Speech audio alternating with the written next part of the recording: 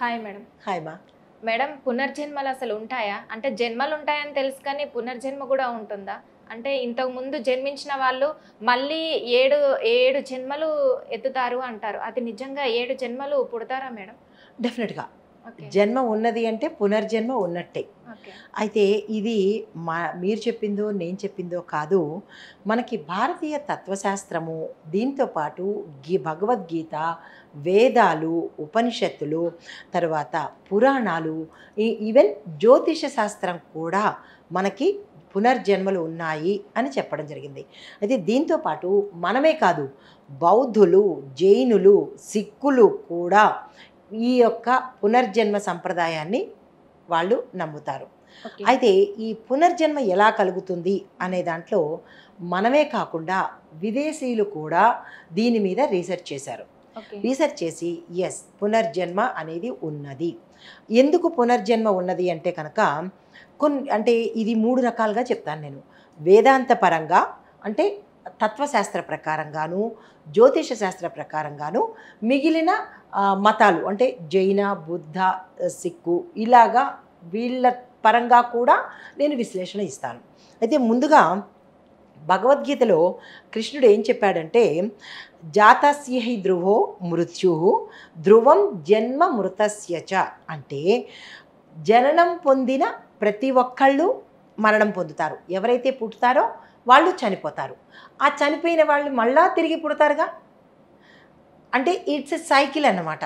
అంటే అదే కుటుంబంలో పుడతారా మేడం? ఇంకా డిఫరెంట్, ఒకే కుటుంబంలో పుట్టాలి అని రూల్ ఏం లేదు. ఓకే. కానీ మన పెద్దవాళ్ళు ఏమంటారంటే, గతంలో వాళ్ళ తాతలు కానీ అమ్మమ్మలు కానీ పోయినప్పుడు వీళ్ళు ఏమన్నారంటే, అచ్చు మా నాన్నలాగే ఉన్నాడు, అచ్చు మా అమ్మలాగే ఉన్నారు అని అట్లాగా అనుకుంటారు. కానీ ఇక్కడే పుట్టాలి అని లేదు. వాళ్ళు ఎక్కడైనా పుట్టచ్చు. కాకపోతే అదే సమయంలో ఒక 6 నెలల తర్వాత, ఓ సంవత్సరం తర్వాత ఈ ఇంట్లో వాళ్ళు ఆడవాళ్ళు గర్భిణీలు అయితే డెఫినెట్గా పుట్టేస్తారు అన్న ఊహతో, పర్సెప్షన్తో ఉంటారు. కానీ అలా పుట్టాలి అనే రూల్ ఏం లేదు. కానీ పుట్టకూడదని కూడా లేదు. అలా పుట్టిన వాళ్ళు ఉన్నారు. దానికి ఉదాహరణ ఏంటంటే, సపోజ్ చనిపోయిన వాళ్ళ తాలూకా డిఎన్ఏ ప్రకారము వాళ్ళ అలవాట్లు కానీ, వాళ్ళ తాలూకా రూపురేఖలు కానీ, లేదా వాళ్ళ తాలూకా పుట్టుమచ్చలు కానీ ఈ పుట్టిన వాళ్ళకి ఉంటే కనుక కళ్ళు దగ్గర నుంచి అంటే రూపురేఖలు, కళ్ళు అచ్చం మా తాతయ్య కళ్ళు లాగే ఉన్నాయి, లేదా చెవులు అలాగే ఉన్నాయి, అదిగో ఇక్కడ పుట్టుమచ్చ సేమ్ వాడికి అక్కడే ఉండేది, వీడికి ఇక్కడే ఉంది, అట్లాగా మన అమ్మమ్మలు అలాగ చెప్పుకోవడం ఒకటి, అది వాస్తవమే. అయితే వాళ్ళ అలవాట్లు కూడా పోను కుడి చేత్తో తినడమో లేదా ఎడం చేత్తో తినడమో, సేమ్ అట్లనే మీ తాత కూడా ఇలాగే తినేవాడు, లేదా మీ తాత కూడా ఇలాగే నడిచేవాడు అని మన పెద్దవాళ్ళు చెప్తూ ఉంటారు, అమ్మమ్మలు, నాయనమ్మలు. అంటే ఇది అయితే వాస్తవమే. వాళ్ళ డిఎన్ఏ వీళ్ళకి అంటే కరెక్ట్గా దగ్గరగా ఉంటే కనుక అలా పుట్టే అవకాశాలు ఉంటాయి. లేదు చాలా దూరము వాస్ట్ డిఫరెన్స్ ఉంది అంటే కనుక వాళ్ళు ఇంకో చోటకి ఎక్కడైనా పుట్టే అవకాశాలు ఉంటాయి. పలానా దగ్గర అని చెప్పలేము. అయితే ఇక్కడ ఇంకొక రీజన్ కూడా ఉంది. ఎలా అంటే, వాళ్ళకి తీరని కోరికలు ఏవైనా ఉన్నప్పుడు, ఉదాహరణకి పెళ్ళైపోయిన తర్వాత కూతురు తల్లో లేకపోతే తండ్రో చనిపోయారంటే, ఈ కొడుకు మీద కానీ కూతురు మీద కానీ మమకారం ఉంటే కూడా ఆ మమకారం తీర్చుకోవడానికి కూడా వీళ్ళు ఆ తరంలో జన్మించవచ్చు. అలాంటి ఛాన్సెస్ కూడా ఉన్నాయి. అలా కూడా ప్రూవ్ అయింది కూడా, మన శాస్త్రాల్లో ప్రూవ్ అయింది. అయితే ఉపనిషత్తులు ఏం చెప్తున్నాయంటే కనుక, ఆత్మ శరీరాన్ని విడిచినప్పుడు తర్వాత కర్మల యొక్క ఆధారితంగా కూడా మళ్ళా జన్మ అనేది ఉంది. ఇప్పుడు ఉదాహరణకి ఒక ఎక్స్ అనే అతను ఉన్నాడు. ఈ ఎక్స్ అనే అతను మన కర్మ అంటే ఈక్వల్ టు యాక్షన్, అంతే కదా. ఏ పని చేసినా దాన్ని యాక్షన్, మనం ఏదైనా యాక్షన్ చేయకుండా ఉండలేం కదా. యాక్షన్ అంటే సినిమా యాక్షన్ అని కాదు. యాక్షన్ అంటే ఒక క్రియ, పని. ఆ పని చెయ్యకుండా ఏ మనిషి ఉండడు. అది మంచా చెడా, ఏ పని చేసినా ఇట్స్ ఎ కౌంటబుల్, రివర్స్ వస్తుంది. Whether it is good or bad, మళ్ళీ మనకి బూమరాంగ్ లాగా వచ్చేస్తుంది. బట్ కొంచెం డేస్ కానీ మంత్స్ కానీ తేడా, బట్ కర్మ విల్ బి బ్యాక్. అయితే ఈ కర్మ అనుభవించే సమయానికి ఆ వ్యక్తి చనిపోయాడని అనుకుందాం.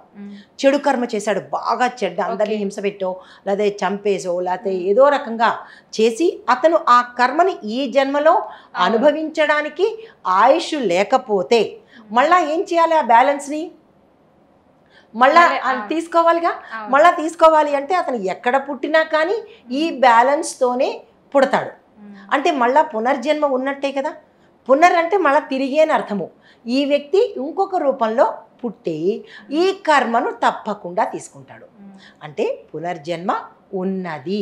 అవును, పోయిన జన్మలో చేసిన పాపం ఇప్పుడు అనుభవిస్తున్నావు అది ఏదో ఒక సమయంలో మనం అనుకుంటూనే ఉంటాం కదా. అయితే దీన్ని బట్టి పునర్జన్మ ఉన్నది అని మనకి శాస్త్రపరంగా తెలిసింది. ప్రతి ఒక్కళ్ళు అనుకునేదే ఇది పునర్జన్మ లేదు అనేది ఉత్తి భూటకము. పునర్జన్మ ఉన్నది, జన్మ ఉన్నది అంటే పునర్జన్మ ఉన్నట్టే. అయితే ఈ పునర్జన్మ అసలు ఎందుకు వస్తుంది అంటే కర్మను తీర్చుకోవటానికి. అవునా కదా. ఇప్పుడు దానికి ఒక ఉదాహరణ చెప్తాను. మన బ్యాంకులో 1,00,000 రూపాయలు డబ్బులు వేసాము, వేసేసి వచ్చేసాము. మనకి దాంతో అవసరం లేదు. ఇప్పుడు మనకి ఎప్పుడు అవసరం అవుతుంది, అప్పుడు మళ్ళా మనం బ్యాంకుకి వెడతాం, వెళ్ళి డబ్బులు డ్రా చేసుకుంటాము. అవునా, ఆ 1,00,000 రూపాయలు డ్రా చేసుకుంటాము. అంటే ఈ జన్మలో ఇప్పుడు అంటే ఈ వెళ్ళే విధానం చూసుకో. ఈ జన్మలో మనము ఇక్కడ బ్యాంకులో అమౌంట్ డిపాజిట్ చేసి మనకు అవసరమైనప్పుడు అంటే నెక్స్ట్ జన్మలో దాన్ని మనం తీసుకోవడానికి వెళ్తాము. అంటే కర్మను తీసుకోవడానికి మళ్ళా మనం పుట్టడం తప్పదు. అయితే అది మంచా చెడ అనేది ఆ వ్యక్తి చేసిన పనిని బట్టి. కొంతమంది పుడుతూనే అబ్బా గోల్డ్ స్పూన్తో పుట్టారు అంటారు. అతను ఆ వంశంలో అంటే తను డబ్బులు తీసుకుని రాకపోయినా పెద్ద పేరు ఉంటుంది, హోదా ఉంటుంది, ఆల్రెడీ దే ఆర్ సెలబ్రిటీస్ అనుకోవచ్చు, లేదా గొప్పవాళ్ళు అనుకోవచ్చు. ఆ ఇంట్లో పుట్టాడు అంటే దాని అర్థం ఏంటి, అతను గత జన్మలో డ్రా చేసుకోవడానికి ఇక్కడ పుట్టాడు. అదే వ్యక్తి ఇంకొక వ్యక్తి వేరే పూర్ ఫ్యామిలీలో పుట్టాడు అంటే అతను గత జన్మలో చేసుకున్న పాపాన్ని ఇక్కడ అనుభవించడానికి, అంటే అక్కడ ఏమీ మనకి బ్యాలెన్స్ లేదు, చెడు బ్యాలెన్స్ ఉంది కాబట్టి దాన్ని అనుభవించాలి అంటే పూర్ ఫ్యామిలీలో పుడతాడు. అంటే పుడుతూనే మనం ఎక్కడ పుట్టాలి ఆ జీవి అనేది పునర్జన్మ రూపంలో మన ఫలితాల ప్రకారము తీసుకుంటారు. దీంతోపాటు అసలు పునర్జన్మ వద్దు అని అనుకుంటే ఏ కర్మ ఫలము చేయక్కర్లేదు, ఏది చేయొద్దు, అప్పుడు జన్మ ఉండదు. ఏది చేయకుండా మనిషి ఉండగలమా? ఉండలేము. గుడ్డో బ్యాడో ఏదో ఒకటి చేయాలి కదా. అది చేసాము అంటే దాన్ని తీసుకోవాలి కదా మనము, పక్క వాళ్ళు తీసుకోరు కదా. కానీ ఇక్కడ ఇంకోటి చెప్పొచ్చు, పక్క వాళ్ళు తీసుకోరు కదా అని అంటే పక్క వాళ్ళకి నువ్వు ఏదైనా కనుక చెడు చేసి ఉంటే వాళ్ళు మళ్ళా నీ పక్కకే వచ్చి అది అనుభవించేలా చేస్తారు. అంటే మన కర్మ మనతోనే కాదు, మనం ఎవరికి చేశామో వాళ్ళ ద్వారా కూడా మనం అనుభవించాలి. దీనికి ఒక చిన్న ఉదాహరణ చెప్తాను. కొంతమంది ఎవరైనా అప్పులు చేసి తీర్చకుండా వెళ్ళిపోవడము, డబ్బులు ఫ్రీగా తీసుకుని, ప్రతి ఒక్కళ్ళు ఫ్రీ అనేది బాగా అలవాటు పడ్డారు. అయితే ఫ్రీగా చేయించుకున్నది కూడా ఒక కర్మే. ఆ ఫ్రీ అనేది తీసుకొని అంటే వారి దగ్గర నుంచి కర్మ తీసుకున్నావు, తిరిగి నువ్వు కర్మ చెల్లించలేదు అంటే ఫ్రీగా తీసుకున్నది కదా, మళ్ళీ దానికి చెల్లించాలి కదా. చెల్లించాలి అంటే ఏం చేస్తాడు, ఈ ఫ్రీగా తీసుకున్న వ్యక్తి మళ్ళా వాళ్ళ ఇంట్లో కుక్కగానో పిల్లిగానో ఆ రుణం తీరే వరకు అక్కడ కాపలా కాయడమో, వారికి సేవ చేయడమో, ఊడిగం చేయడమో చేసి మళ్ళీ వెళ్ళిపోతారు.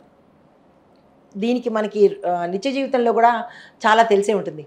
దేవుళ్ళ వచ్చావు, ఒక ఆపదలో కాపాడావు అంటారు. ఆ వ్యక్తి ఎవరో మనకి తెలీదు, కానీ దేవుళ్ళ వచ్చి కాపాడారు అంటారు. అంటే ఏంటంటే గత జన్మలో అతనికి మనం ఏదో రుణము ఉండిపోతే ఆ రుణం తీర్చుకోవడానికి మనకి సేవ చేయడమో, సహాయం చేయడమో, డబ్బులు ఇచ్చి వెళ్ళడమో చేస్తారు. సో ఇది కర్మ ఈజ్ ఈక్వల్ టు జన్మ అన్నమాట. ఎవరికి అసలు దీనికి సైకిల్కి ఆపేయాలి అంటే కనుక మోక్షం తీసేసుకుంటే పునర్జన్మ అనేది ఉండదు. ఓకే, మంచి విశ్లేషణ మేడం. జన్మల గురించి చాలా మంచిగా వివరించారు. Thank you so much. Thank you మా.